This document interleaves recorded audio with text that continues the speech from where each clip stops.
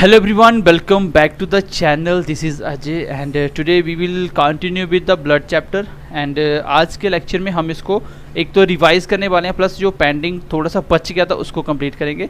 फिर मैं आपके सामने इसके इंपॉर्टेंट कुछ क्वेश्चन पुटअप करने वाला हूँ। अगर आपने पढ़ा है तो अच्छे से आंसर दे पाओगे। ठीक है, चलिए क्लास को करते हैं स्टार्ट। Let's get started. सबसे पहले आज हमें क्या पढ़ना है, एक तो हमें पढ़ना है कि नेगेटिव पॉजिटिव क्या होता है। फिर हम पढ़ेंगे नेगेटिव पॉजिटिव को ब्लड दे सकता है कि नहीं दे सकता क्या, वो हम सब कुछ सीखेंगे। तो चलिए क्लास को करते हैं एक बार स्टार्ट। सबसे पहले सर ये जो नेगेटिव पॉजिटिव होता है ये होता क्या है? नेगेटिव पॉजिटिव ब्लड ग्रुप किसको देख के लगाया गया?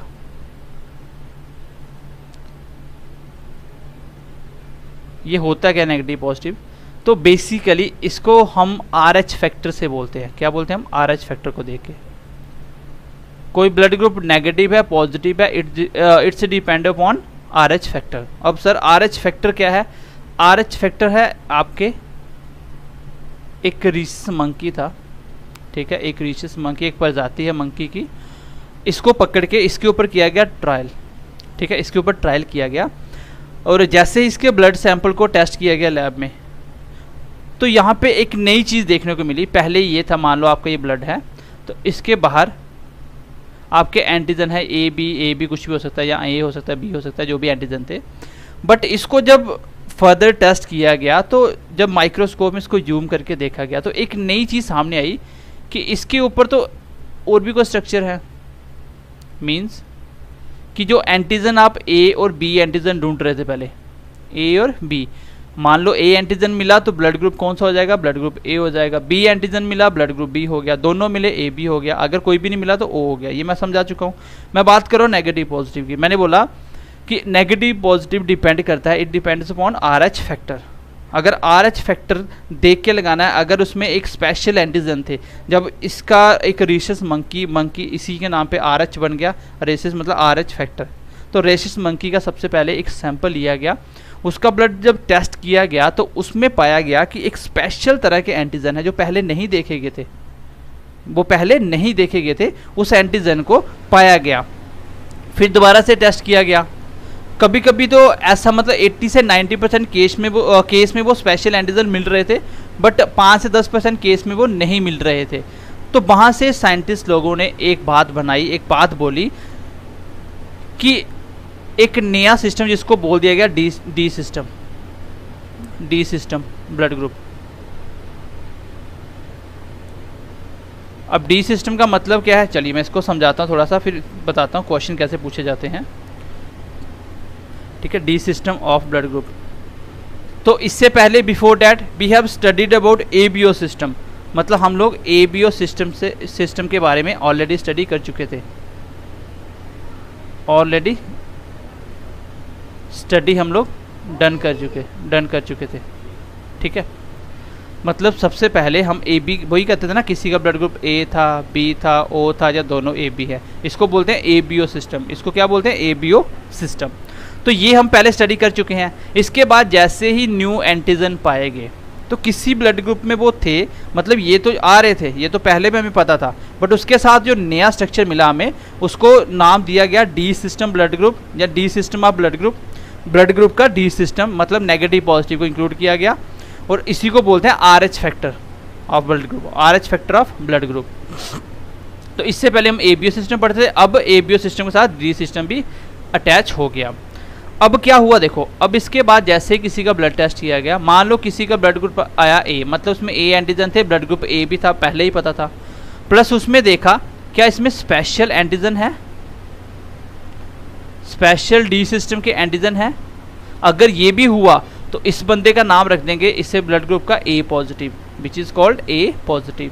पॉजिटिव मतलब कुछ होना, क्या होना सर? डी सिस्टम का एक स्पेशल एंटीजन है, अगर वो प्रेजेंट हुआ तो हम लोग बोलेंगे इसका blood group D positive, A positive, B positive, AB positive, O positive, कुछ भी। ठीक है, तो पॉजिटिव क्यों लगाते हैं?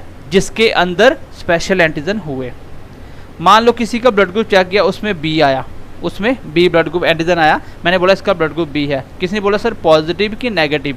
बोला ठीक है, जूम करके देखो क्या इसमें डी सिस्टम के एंटीजन है। मान लो ये नहीं आया, इसको नाम हमने दे दिया, बी तो था लेकिन स्पेशल एंटीजन नहीं था। इट मीन्स ये नेगेटिव पॉजिटिव क्या डिनोट कर रहे हैं, नेगेटिव पॉजिटिव क्या डिनोट कर रहे हैं, ठीक है। ये नेगेटिव पॉजिटिव हमें बताते हैं किसके बारे में, ये बताते हैं RH फैक्टर के बारे में, या बोल सकते हो D system of blood group के बारे में, किसमें स्पेशल एंटीजन है कि नहीं है। आई होप ये थोड़ा सा आइडिया आपको मिल गया होगा। मैं आपको दोबारा से इस चीज़ को एक बार रिवाइज करता हूँ। चलिए मैं दोबारा से एक बार बताता हूँ आपको। तो हम पढ़ रहे हैं नेगेटिव पॉजिटिव ब्लड ग्रुप का क्या मतलब है, ठीक है। चलो मैंने आपको बताया कि एक रेशस मंकी के ऊपर ट्रायल किया गया जिसको बोला गया RH फैक्टर, उसके ब्लड ग्रुप पे ट्रायल किया गया था। जैसे ट्रायल किया जिसके अंदर स्पेशल एंटीजन हुए, इसी को हम क्या बोलते हैं, D system of blood group. मतलब बाकी सब कुछ सेम है, बाकी सब कुछ सेम है, लेकिन हम लोग ढूंढ रहे हैं स्पेशल एंटीजन। अगर ब्लड में पाए गए तो उसको पॉजिटिव नाम रख दो, जिसके नहीं पाएगा उसको नेगेटिव नाम दे दो। मैंने एग्जांपल से आपको समझा दिया। तो आई होप कि आपको समझ आ गया होगा कि नेगेटिव पॉजिटिव किसको देख के लगाया जाता है सर, RH फैक्टर को देख के लगाया जाता है। चलिए यहाँ तक तो क्लियर हुई मेरी बात। अब मैं आपको बताता हूँ कि नेगेटिव पॉजिटिव को ब्लड दे सकता है कि नहीं दे।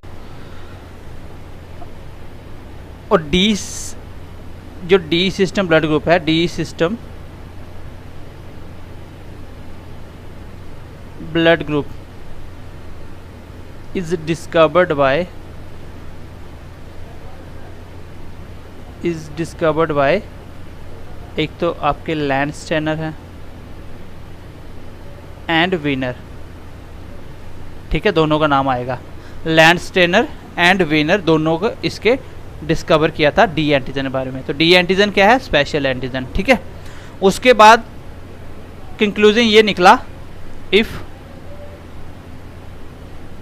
डी सिस्टम इज प्रेजेंट, तो उसको हमने मेंशन किया पॉजिटिव से। If D system is absent, इसको हमने डिनोट किया नेगेटिव से। मतलब अगर डी सिस्टम प्रेजेंट हुआ तो हम उसको पॉजिटिव से डिनोट करेंगे, अगर नेगेटिव हुआ तो नेगेटिव से डिनोट करेंगे, मतलब नहीं हुआ तो। चलिए गाइज हम नेक्स्ट इसके बारे में इंपॉर्टेंट, ये आपको पता चल गया नेगेटिव पॉजिटिव कैसे लगता है। आई होप ये आपको क्लियर हो गया। अब हम बात करेंगे, नेगेटिव पॉजिटिव तो हो गया, अब थोड़ा सा ब्लड के बारे में बात कर लेते हैं। कौन किसको ब्लड डोनेट कर सकता है, कौन नहीं कर सकता। चलिए अब हम बात करते हैं ABO ब्लड ग्रुप में कौन किसको ब्लड दे सकता है, कौन नहीं दे सकता। इसको बस समझना, आपको अपने आप हो जाएगा, याद हो जाएगा। आपको एक चीज़ तो पता है कि जिसके अंदर कोई एंटीबॉडी होती है तो वो ब्लड को रोकती है। अगर B एंटीबॉडी है तो B को नहीं आने देगी, A एंटीबॉडी A को नहीं आने देगी। अगर एंटीबॉडी नहीं हुई तो कुछ भी दे दो, कोई दिक्कत नहीं है। देखो A, अगर मैं बोलूँ A पॉजिटिव, क्या A पॉजिटिव को ब्लड दे सकता है, तो आंसर होगा सर, आंसर होगा यस। क्या A नेगेटिव A पॉजिटिव को ब्लड दे सकता है, तो आंसर होगा सर यस। क्यों, अब देखो ध्यान से सुनना, दिक्कत होगी तभी नहीं देंगे, नहीं तो फिर क्यों रोकना है। A antigen A antigen, A तो A को दे सकता है, कोई डाउट नहीं है, पहली लास्ट क्लास में आपको पढ़ा चुका हूँ। इसमें नेगेटिव, तो नेगेटिव का मतलब क्या है, नेगेटिव क्या बताता है, negative means no D antigen, no D antigen. तो नेगेटिव का मतलब है कि डी एंटीजन नहीं है। तो गाइज अगर डी एंटीजन नहीं है, आपने ये ब्लड इसको दिया, तो क्या इसको पता चलेगा, इसके पास तो डी एंटीजन थे, इसके पास डी एंटीजन थे, इसको डी एंटीजन दे दो, कोई फ़र्क नहीं पड़ता। तो इसका मतलब इसके पास है ही नहीं है, तो कुछ जा ही नहीं रहा, कोई फ़र्क नहीं पड़ेगा। A को A से कोई दिक्कत नहीं है, और पॉजिटिव मतलब इसके पास पहले ही डी एंटीजन है, अगर चले भी जाते तो कोई फ़र्क नहीं पड़ता। लेकिन नेगेटिव का मतलब डी एंटीजन नहीं है, तो नहीं है तो कोई फ़र्क ही नहीं पड़ रहा, इसके लिए तो कुछ आ ही नहीं रहा, क्योंकि जब जिसके पास है ही नहीं वो किसी को क्या देगा। इसका मतलब सिर्फ यहाँ से A जा रहा है, और A को A से कोई दिक्कत नहीं है। चलिए मैं बोलूँ क्या A पॉजिटिव A नेगेटिव को ब्लड दे सकता है, तो आंसर होगा just one time in a life. Sir इसका क्या लॉजिक है? जिंदगी में बस एक ही बार एक नेगेटिव वाला पॉजिटिव से ब्लड ले सकता है, पूरी लाइफ में सिर्फ एक बार। अदरवाइज कोई बोलेगा क्या पॉजिटिव नेगेटिव को ब्लड दे सकता है, तो आंसर होगा सर नहीं दे सकता, लेकिन सिर्फ एक ही बार दे सकता है, अदरवाइज नहीं दे सकता। तो इनडायरेक्टली अगर इन जनरल बात करें तो पॉजिटिव वाला नेगेटिव को ब्लड नहीं दे सकता। क्यों नहीं दे सकता? लॉजिक जान लो। ए ने ए एंटीजन दिए, कोई फर्क नहीं पड़ा क्योंकि ए के पास पहले ए था, ए को आने तो कोई दिक्कत नहीं है, इसको बी नहीं चाहिए। इस पॉजिटिव का मतलब स्पेशल एंटीजन है, स्पेशल एंटीजन है, और नेगेटिव का मतलब इसके पास तो स्पेशल एंटीजन थे ही नहीं। तो अगर नहीं है तो बॉडी को पता ही नहीं है कि स्पेशल एंटीजन कोई चीज़ है। अगर आप ये वाली चीज़ इसको दोगे तो ये एक्सेप्ट नहीं करेगा, क्योंकि आपकी बॉडी में जो चीज़ है ही नहीं, तो वो बाहर से आएगा, वो फॉरेन पार्टिकल्स होंगे, उसको बॉडी क्या करेगी? एंटीबॉडी के थ्रू किल करवा देगी। बट मैंने बोला एक बार लाइफ में दे सकते हो, ऐसा क्यों होता है? इसके लिए मैं आपको पहले ही पढ़ा चुका हूँ। मैंने आपको बताया था ना कि कोई बाहर से कुछ भी आता है तो हमारे WBC वगैरह क्या करते हैं? एंटीबॉडी बनाते हैं। लिम्फोसाइट क्या करता है? एंटीबॉडी बनाता है। होता है क्या, जब ये बाहर से आएगा तो हमारी बॉडी में पॉजिटिव नहीं था, डी एंटीजन नहीं थे, तो हमारी बॉडी एक बार क्या करेगी? एंटीजन बनाएगी और उससे लड़ने के लिए एक मेमोरी सेल बनाएगी। एक बार तो चल गया, कोई दिक्कत नहीं थी क्योंकि इसकी एंटीबॉडी नहीं थी। अब एंटीबॉडी बन चुकी है, अगर दूसरी बार ब्लड चढ़ाओगे तो दूसरी बार बॉडी एक्सेप्ट नहीं करेगी, क्योंकि ये फॉरेन, उसके लिए क्या है? ये फॉरेन ऑर्गेनिज्म है जो बाहर से आ रहा है। हमारी बॉडी का काम है बाहर से कुछ नहीं लेना। तो एंटीबॉडी एक बार बन चुके हैं, अब दूसरी बार वो उसको एक्सेप्ट नहीं करेंगे और उसको किल कर देंगे। अगर आप फिर भी चढ़ाते हो पॉजिटिव वाला नेगेटिव को तो दिक्कत हो जाएगी, क्योंकि एंटीबॉडी किल कर देगी, आपका ब्लड पूरा ख़राब हो जाएगा, जिससे आदमी की डेथ हो जाएगी।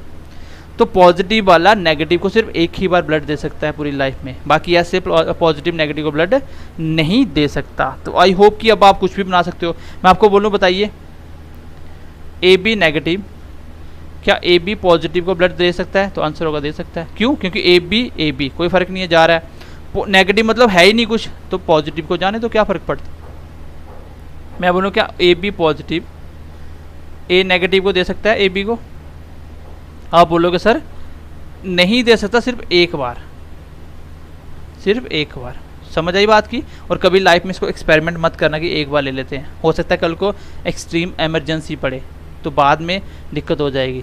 मतलब 99% एक बार आदमी को कुछ नहीं होता है।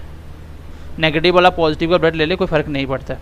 हाँ, लेकिन ऐसा नहीं कर सकते कि A वाला B का ब्लड ले ले, वो नहीं कर सकते। A को A ही चाहिए, सिर्फ नेगेटिव पॉजिटिव के केस में एक बार अलो होता है बंदा। ठीक है, अब मैं आपको बताता हूँ कि जब भी आप शादी करोगे तो ब्लड ग्रुप देख के क्यों शादी करनी चाहिए। अभी तो खैर इसके ट्रीटमेंट आ चुके हैं काफ़ी। चलिए एक मैं आपको बीमारी के बारे में बताता हूँ।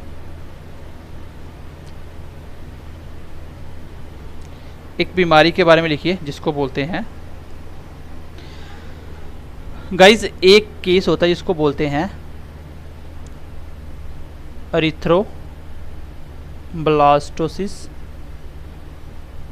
Fetalis case.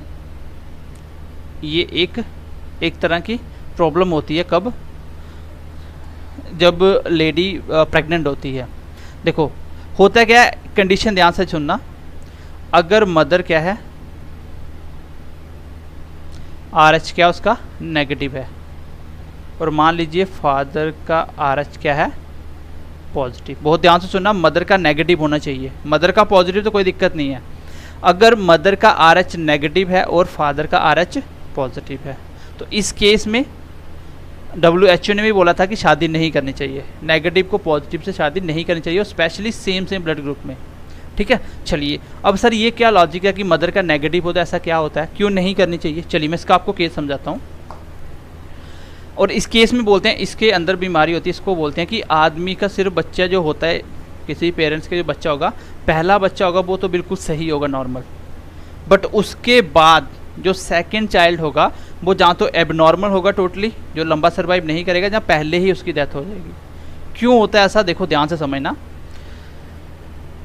जब फर्स्ट प्रेगनेंसी होती है, अब देखो अगर फादर का ब्लड ग्रुप पॉजिटिव नेगेटिव है तो ज़्यादातर चांस यही है कि चाइल्ड जो है, ज़्यादातर इन जनरल यही होता है कि चाइल्ड क्या होगा, पॉजिटिव ब्लड ग्रुप का होगा। अगर फादर का पॉजिटिव है, मदर का नेगेटिव है, तो ज़्यादातर चांस जो इन जनरल बनता है वो क्या होगा, बच्चे का चाइल्ड क्या होगा, पॉजिटिव होगा। अब देखिए होगा क्या, अगर चाइल्ड पॉजिटिव हो गया तो फर्स्ट प्रेगनेंसी के टाइम क्या होगा, अब जो बच्चे का ब्लड ग्रुप पॉजिटिव है, ठीक है, ये क्या होगा, जो चाइल्ड का ब्लड होता है मिक्स्ड विद मदर ब्लड। और आप एक चीज़ मुझे बताइए, अगर मदर का नेगेटिव है RH और पॉजिटिव उसको चला गया तो बताइए क्या होगा, तो बताइए क्या होगा। मैंने पहले ही बता दिया कि एक बार तो बॉडी क्या करेगी, एंटीबॉडी बनाएगी और अपना मेमोरी सेल बनाएगी। फर्स्ट प्रेगनेंसी में बच्चे का पॉजिटिव हुआ और वो जो पॉजिटिव माँ के पेट में ब्लड में मिल जाता है, ठीक है, तो RH मदर का क्या था, नेगेटिव था। अब मदर का नेगेटिव, ये पॉजिटिव बच्चे का, जब बच्चे का पॉजिटिव नेगेटिव से मिलेगा तो आपको पता है पॉजिटिव सिर्फ एक ही बार जा सकता है नेगेटिव के अंदर, नेगेटिव एक ही बार एक्सेप्ट करेगा, उसके बाद वो एंटीबॉडी भी बना देगी बॉडी और मेमोरी सेल बना देगी। अब मेमोरी सेल बन गया मतलब याद हो गया, जब भी सेकेंड चाइल्ड होगा,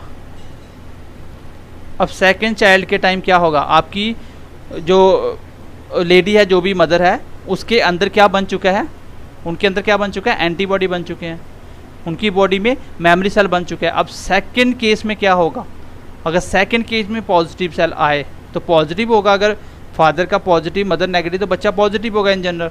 और अगर दूसरी बार भी पॉजिटिव हुआ तो क्या होगा, मदर के अंदर पहले ही क्या थे, एंटीबॉडी थे, मेमोरी सेल था, वो एकदम से पहचान जाएगा और एंटीबॉडी क्या कर देंगी, ब्लड को किल करना स्टार्ट कर देंगी, जिसकी वजह से बच्चा क्या होगा, बच्चे की डेथ हो जाएगी, इवन कि मदर की हेल्थ को भी प्रॉब्लम होती है, ठीक है।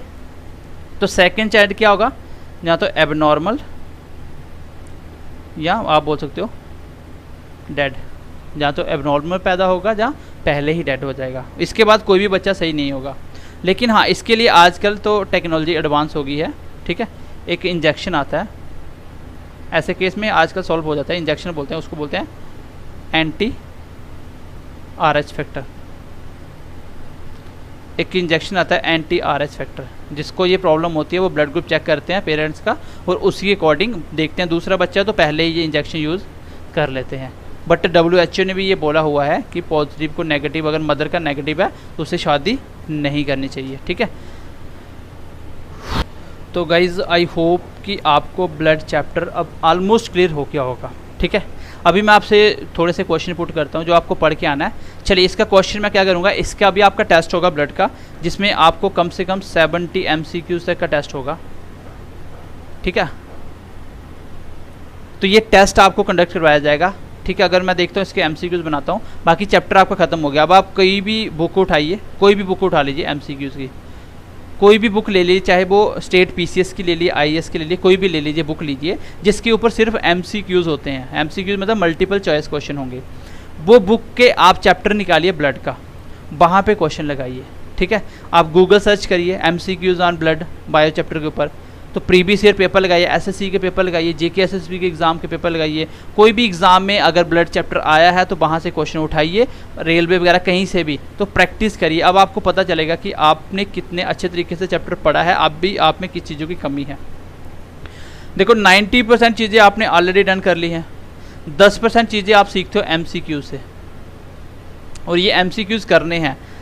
और नहीं सिलेक्शन होने की वजह यही होती है, सिलेक्शन नहीं होने की वजह एक ही है, वो क्या होती है कि बच्चा रिवीजन नहीं करता है। आप में से जितने बच्चे देखते हैं, अगर 100 बच्चे देख रहे हैं, 100 में से सिर्फ 10 बच्चे हैं जो सिलेक्शन लेने वाले हैं। 90 बच्चे क्या हैं, वो इधर भी देखेंगे, दूसरी जगह देखेंगे, हर जगह देखेंगे, बुक देखेंगे, मटेरियल इकट्ठा करेंगे, सिलेबस के पीछे भागेंगे, सर सिलेबस ख़त्म कर दो, ये कर दो, वो कर दो, कभी सिलेक्शन नहीं होगा। ऐसे करने से कभी सिलेक्शन नहीं होगा। पेपर बहुत आसान आता है, जितनी चीज़ें आपने पढ़ी हैं वहीं से पेपर आता है। कंडीशन ये है कि आपको वो चीज़ें एक बार की बजाय 10 बार पढ़नी है। अगर आप किसी 10 चैप्टर को 10 बार पढ़ते हो और किसी 5 चैप्टर को 10 बार पढ़ लेते हो, तो अलग अलग जो 10 चैप्टर पढ़े, जो 5 को 10 बार पढ़ा उसमें ज़्यादा रिजल्ट मिलेगा।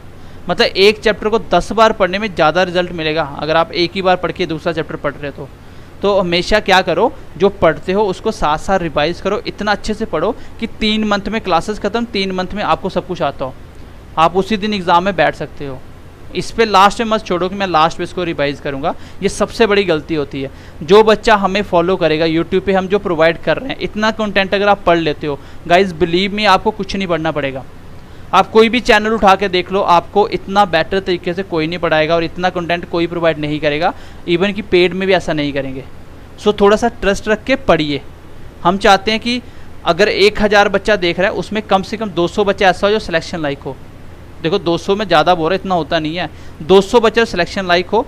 और हमें जो भी बच्चा रेगुलर लगेगा, जिसका रिस्पॉन्स अच्छा होगा, उनके लिए हम फ्री में ही एक स्पेशल से बैच बनाएंगे जिसको हम पर्सनली डील करूँगा मैं, ठीक है, जिसको मैं पर्सनली डील करूँगा। उनके साथ लाइव चैट भी करेंगे, जो भी प्रॉब्लम होगी उनको एक एक करके डाउट क्लियर जाएगा।